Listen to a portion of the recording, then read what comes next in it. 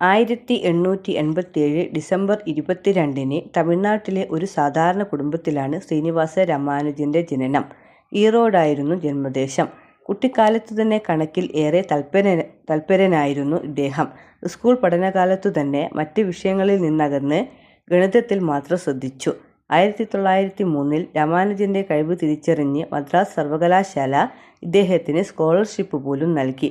പിന്നീട് ഔപചാരിക വിദ്യാഭ്യാസം തന്നെ അവഗണിച്ച് ഗണിതോപാസകനായി.